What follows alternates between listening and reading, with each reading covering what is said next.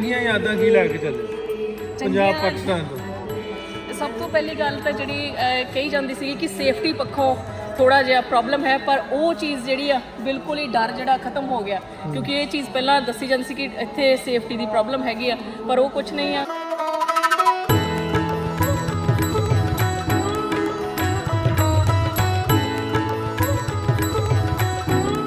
ਦੂਸਰਾ, ਇੱਥੋਂ ਦੇ ਲੋਕ ਬਹੁਤ ਪਿਆਰ ਕਰਦੇ ਆ, ਇੰਨੇ ਵਧੀਆ ਤਰੀਕੇ ਦੇ ਨਾਲ ਸਾਡੇ ਨਾਲ ਗੱਲਬਾਤ ਕੀਤੀ, ਹਰ ਇੱਕ ਨੇ ਚੰਗੀ ਸਲਾਹ ਦਿੱਤੀ ਕਿ ਤੁਸੀਂ ਕਿਸ ਪਾਸੇ ਜਾਓ, ਕਿਸ ਪਾਸੇ ਨਾ ਜਾਓ, ਤੇ ਉਹ ਸਾਰੀਆਂ ਚੀਜ਼ਾਂ, ਜਿਹੜਾ ਪਿਆਰ ਆ ਸਭ ਤੋਂ ਵੱਡੀ ਗੱਲ ਕਰਾਂਗੇ।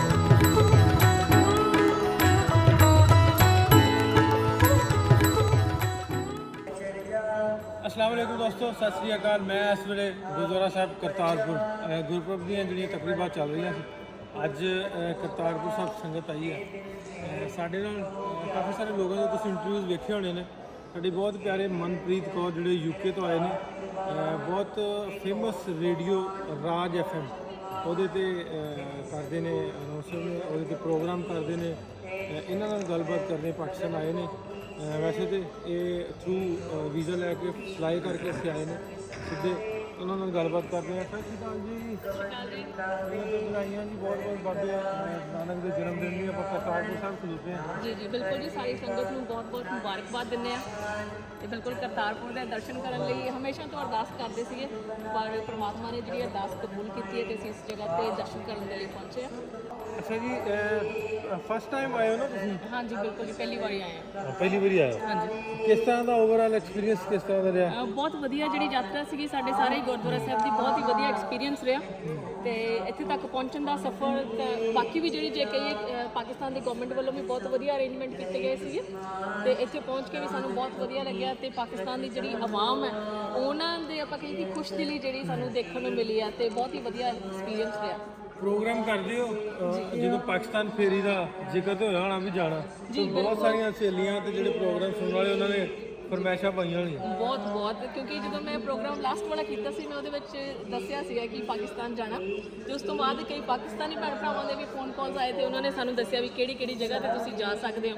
ਤੇ ਜਿਹੜੇ ਉੱਥੋਂ ਦੇ ਪੰਜਾਬੀ ਲਿਸਨਰ ਆ ਉਹਨਾਂ ਨੇ ਵੀ ਕਈਆਂ ਨੇ ਫਰਮਾਇਸ਼ ਕੀਤੀ ਹੈ ਕਿ ਸਾਡੇ ਲਈ ਆਹ ਚੀਜ਼ ਲੈ ਕੇ ਆਇਓ, ਆਹ ਚੀਜ਼ ਲੈ ਕੇ ਆਇਓ, ਤੇ ਕੋਈ ਨਾ ਕੋਈ ਫਰਮਾਇਸ਼ ਜਿਹੜੀ ਸਾਨੂੰ ਹੁਣ ਉਹ ਲੈ ਕੇ ਜਾਣਾ ਪੈਣਾ ਸਮਾਨ ਸਾਰਿਆਂ ਲਈ। ਹਾਂਜੀ। ਤੇ ਆਪਣੀ ਫੈਮਿਲੀ ਵਾਸਤੇ ਕੀ ਸ਼ਾਪਿੰਗ ਕਰ ਲਈ, ਕਰਨੀ ਹੈ? ਹਜੇ ਕਰਨੀ ਹੈ, ਹਜੇ ਲਾਹੌਰ ਜਾਣਾ, ਥੋੜੀ ਸ਼ਾਪਿੰਗ ਕਰਨੀ ਹੈ, ਕੁਝ ਕੱਪੜੇ, ਕੁਝ ਜੁੱਤੀਆਂ, ਇਹ ਸਾਰਾ ਸਮਾਨ ਜਿਹੜਾ ਹਜੇ ਖਰੀਦਣਾ ਹੈ। ਹਾਂਜੀ। ਅੱਛਾ, ਕੁਝ ਆਏ ਹੋ ਫਿਰਦੇ ਰਹੇ, ਲਾਹੌਰ ਫਿਰੇ ਆ, ਨਨਕਾਣਾ ਸਾਹਿਬ ਫਿਰੇ ਆ ਜੀ, ਕਿੰਨਾ ਕੁ ਡਿਫਰੈਂਸ ਦੀ ਜੇ ਗੱਲ ਕਰਦੇ ਜੇ ਬੋਲੀ ਪੱਖੋਂ, ਲੋਕਾਂ ਦੇ ਕਲਚਰ ਪੱਖੋਂ, ਕਿ ਕਲਚਰ ਕਿਸ ਤਰ੍ਹਾਂ ਦਾ ਜਾਂ ਉੱਧਰ ਦਾ ਡਿਫਰੈਂਸ ਹੈ? ਜਾਰੀ ਗੱਲ ਯੂਕੇ ਦਾ ਤਾਂ ਹੈ ਹੀ ਆ, ਮੈਂ ਕੰਪੈਰੀਟਿਵਲੀ ਪੰਜਾਬ ਦੀ ਗੱਲ ਕਰਦਾ ਜੀ। ਕੋਈ ਜ਼ਿਆਦਾ ਫਰਕ ਨਹੀਂ ਲੱਗਿਆ ਕਿਉਂਕਿ ਇੱਥੇ ਵੀ ਸਾਰੇ ਲੋਕ ਪੰਜਾਬੀ ਜ਼ੁਬਾਨ ਹੀ ਬੋਲਦੇ ਆ ਤੇ ਪਹਿਰਾਵਾ ਵੀ ਲਗਭਗ ਸੇਮ ਹੀ ਕਹਿ ਸਕਦੇ ਆ, ਤੇ ਬੋਲਣ ਚੱਲਣ ਦਾ ਤਰੀਕਾ ਤੇ ਉਸੇ ਵਧੀਆ ਤਰੀਕੇ ਦੇ ਨਾਲ ਇੱਕ ਦੂਸਰੇ ਨਾਲ ਗੱਲਬਾਤ ਕਰਦੇ ਆ। ਸੋ ਮੈਨੂੰ ਕੋਈ ਜ਼ਿਆਦਾ ਖਾਸ ਫਰਕ ਨਹੀਂ ਲੱਗਿਆ, ਇੱਦਾਂ ਹੀ ਲੱਗਿਆ ਕਿ ਅਸੀਂ ਆਪਣੇ ਪੰਜਾਬ ਦੇ ਵਿੱਚ ਹੀ ਹੈਗੇ ਆ, ਕਿਉਂਕਿ ਉਸੇ ਤਰ੍ਹਾਂ ਦਾ ਪਿਆਰ, ਉਸੇ ਤਰ੍ਹਾਂ ਦਾ ਇੰਨੇ ਕਿ ਸਾਨੂੰ ਮਿਲਿਆ। ਅੱਛਾ, ਚੰਗੀਆਂ ਯਾਦਾਂ ਕੀ ਲੈ ਕੇ ਚੱਲੇ ਪੰਜਾਬ ਪਾਕਿਸਤਾਨ ਤੋਂ?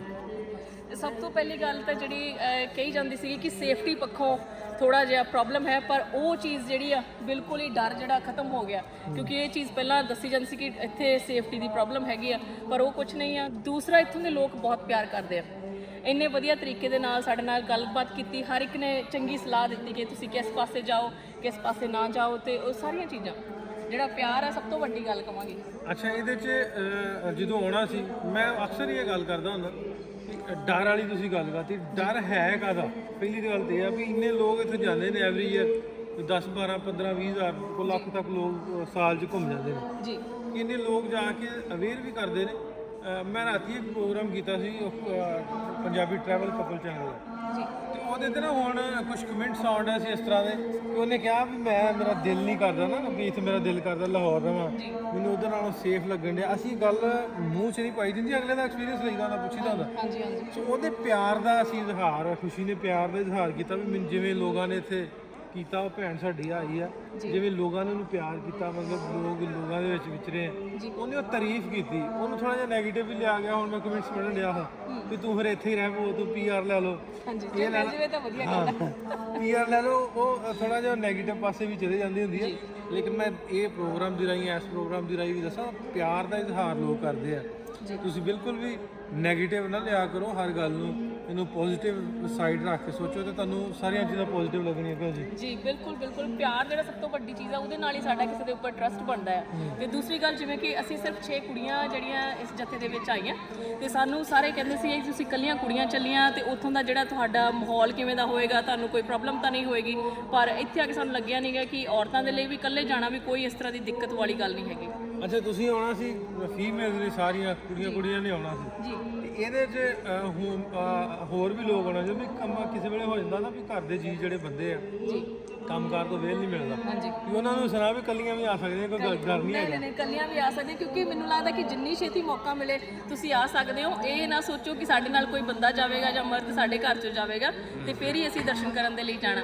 ਜੇਕਰ ਤੁਹਾਡੇ ਕੋਲ ਸਮਾਂ ਹੈ, ਤੁਹਾਡੀਆਂ ਛੁੱਟੀਆਂ, ਤਾਂ ਬਿਲਕੁਲ ਤੁਸੀਂ ਇਕੱਲੇ ਵੀ ਆ ਸਕਦੇ ਹੋ, ਕੋਈ ਇਸ ਤਰ੍ਹਾਂ ਦੀ ਪਰੇਸ਼ਾਨੀ ਵਾਲੀ ਗੱਲ ਨਹੀਂ ਹੈ। ਹੁਣ ਇਹ ਗੱਲਾਂ ਜਿਹੜੀਆਂ ਆਪਾਂ ਕਰਨ ਰਹੇ ਆ, ਜੀ ਇਹ ਰਾਜ FM ਦੇ ਵੀ ਲੋਕਾਂ ਦੇ ਕੰਨਾਂ ਤੱਕ ਪਹੁੰਚਣਗੀਆਂ। ਜੀ ਬਿਲਕੁਲ ਐਕਸਪੀਰੀਅੰਸ ਸ਼ੇਅਰ ਕਰਨਾ, ਬਿਲਕੁਲ ਸਾਰੀਆਂ ਗੱਲਾਂ ਉਹਨਾਂ ਦੇ ਨਾਲ ਕਰਨੀਆਂ ਜਾ ਕੇ। ਮੈਂ ਬਹੁਤ ਐਕਸਾਈਟਿਡ ਹਾਂ ਕਿ ਜਿਹੜਾ ਜਾ ਕੇ ਮੈਂ ਪ੍ਰੋਗਰਾਮ ਕਰਨਾ, 3 ਹਫ਼ਤੇ ਤੋਂ ਜਿਹੜੇ ਲਿਸਨਰਸ ਹੈਗੇ ਆ ਵੇਟ ਕਰ ਰਹੇ ਆ, ਤੇ ਉਹਨਾਂ ਦੇ ਨਾਲ ਸਾਰੇ ਐਕਸਪੀਰੀਅੰਸ ਸ਼ੇਅਰ ਕਰੂੰਗੀ ਤੇ ਮੈਨੂੰ ਲੱਗਦਾ ਹੋਰ ਵੀ ਸੰਗਤ ਦੇ ਆਉਣ ਦੇ ਵਿੱਚ ਵਾਧਾ ਹੋਏਗਾ। ਜ਼ਾਰੀ ਗੱਲ ਹੈ, ਜਦੋਂ ਮੈਸੇਜ ਲੋਕਾਂ ਤੱਕ ਪਹੁੰਚਦਾ ਵਾਧੇ ਵਾਲੀ ਤੇ ਫਿਰ ਉੱਥੇ ਬਣਦੀ ਨਾ, ਜਦੋਂ ਜੀ ਤੁਸੀਂ ਸਾਰਾ ਕੁਝ ਆਪਣਾ ਐਕਸਪੀਰੀਅੰਸ ਸ਼ੇਅਰ ਕਰਨਾ, ਜੀ ਤੇ ਜਿੰਨੇ ਦਿਨ ਤੱਕ ਅਸੀਂ ਸਾਡੇ ਨਾਲ ਤੁਸੀਂ ਮੇਰੀ ਫੈਮਿਲੀ ਨਾਲ ਬੱਚਿਆਂ ਨਾਲ ਘੁੰਮ ਰਹੇ ਹੋ, ਤਾਂ ਮੈਨੂੰ ਤਾਂ ਨਹੀਂ ਲੱਗਾ ਵੀ ਐਸੀ ਕੋਈ ਤੁਹਾਨੂੰ ਮਹਿਸੂਸ ਹੋਇਆ ਹੈਗਾ ਵੀ ਅਸੀਂ ਵੱਖਰੇ ਥਾਂ ਆਏ। ਬਿਲਕੁਲ ਨਹੀਂ ਲੱਗਿਆ, ਬਿਲਕੁਲ ਪਰਾਇਆਪਨ ਨਹੀਂ ਸੀਗਾ, ਤੇ ਇੱਦਾਂ ਲੱਗਦਾ ਸੀ ਕਿ ਆਪਣੇ ਘਰ ਦੇ ਵਿੱਚ ਆਪਣੇ ਰਿਸ਼ਤੇਦਾਰਾਂ ਦੇ ਨਾਲ ਅਸੀਂ ਰਹਿ ਰਹੇ ਹਾਂ, ਕੋਈ ਵੀ ਪਰੇਸ਼ਾਨੀ ਨਹੀਂ ਹੋਈ। ਸਗੋਂ ਕਿ ਮੈਨੂੰ ਮੇਰੇ ਜਿਹੜੇ ਫਰੈਂਡਸ ਹੈਗੇ ਆ UK ਤੋਂ, ਅੱਜ ਸਵੇਰੇ ਹੀ ਉਹਨਾਂ ਦਾ ਮੈਸੇਜ ਆਇਆ ਵੀ ਤੁਸੀਂ ਤਾਂ ਪਾਕਿਸਤਾਨ ਦਿੱਲੀ ਲਾ ਕੇ ਬਹਿ ਗਏ ਹੋ, ਮੁੜ ਵੀ ਆਓ ਹੁਣ। ਅੱਛਾ ਸੋ ਇਸ ਤਰ੍ਹਾਂ ਦੇ ਮੈਸੇਜ ਆਉਣੇ ਸ਼ੁਰੂ ਹੋ ਗਏ ਕਿ ਤੁਸੀਂ ਉੱਥੇ ਜ਼ਿਆਦਾ ਖੁਸ਼ ਦਿਖਦੇ ਆ।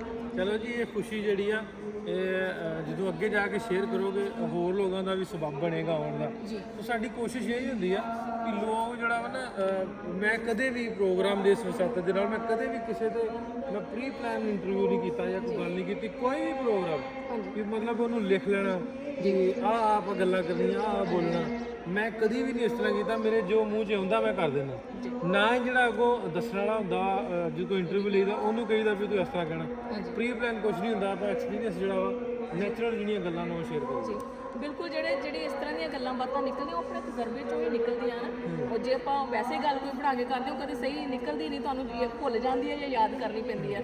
ਪਰ ਜੋ ਤੁਸੀਂ ਫੀਲ ਕਰਦੇ ਆ, ਮਹਿਸੂਸ ਕਰਦੇ ਆ, ਉਹਦੇ ਵਿੱਚ ਸੱਚੀ ਗੱਲ ਹੀ ਤੁਹਾਡੇ ਮੂੰਹ ਤੇ ਆਉਂਦੀ ਹੈ। ਤੇ ਜੋ ਸੱਚ ਅਸੀਂ ਅੱਜ ਬਿਆਨ ਕਰ ਰਹੇ ਹਾਂ ਕਿ ਕਿਸ ਤਰ੍ਹਾਂ ਦਾ ਇੱਥੋਂ ਦਾ ਮਾਹੌਲ ਰਿਹਾ ਤੇ ਕਿਸ ਤਰ੍ਹਾਂ ਦਾ ਸਾਡਾ ਜਿਹੜਾ ਇੱਥੋਂ ਦਾ ਐਕਸਪੀਰੀਅੰਸ ਰਿਹਾ ਇਸ ਯਾਤਰਾ ਦਾ।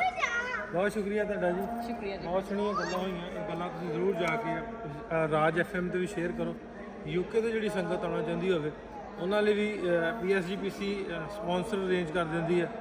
ਇੰਡੀਵਿਜੂਅਲ ਤੁਸੀਂ ਆ ਸਕਦੇ ਹੋ, ਜ਼ਰੂਰੀ ਨਹੀਂ ਹੈ ਵੀ ਤੁਸੀਂ ਮਤਲਬ ਕਿਸੇ ਟੂਰਿਸਟ ਕੰਪਨੀ ਨੂੰ ਲੈ ਕੇ ਆਉਣਾ ਵਾ, ਤੁਸੀਂ ਆਪ ਵੀ ਆ ਸਕਦੇ ਹੋ। ਬਹੁਤ ਈਜ਼ੀ ਵੇ ਆ, ਇਹਨਾਂ ਨੂੰ ਨਾ ਪਤਾ ਲੱਗੇ ਤੁਸੀਂ ਸਾਡੇ ਨਾਲ ਕੰਟੈਕਟ ਕਰ ਸਕਦੇ ਹੋ। ਅਸੀਂ ਉਹਨਾਂ ਨੂੰ ਉਹਨਾਂ ਦੀ ਹੈਲਪ ਕਰਨ ਲਈ ਜ਼ਰੂਰ ਜਿੰਨੀ ਹੋ ਸਕਦੀ ਕਰਾਂਗੇ। ਜੀ ਬਹੁਤ ਸ਼ੁਕਰੀਆ ਤੁਹਾਡਾ ਜੀ, ਮਿਲਦੇ ਹਾਂ ਫਿਰ ਅਗਲੇ ਪ੍ਰੋਗਰਾਮ 'ਚ। ਰੱਬ ਰੱਖ।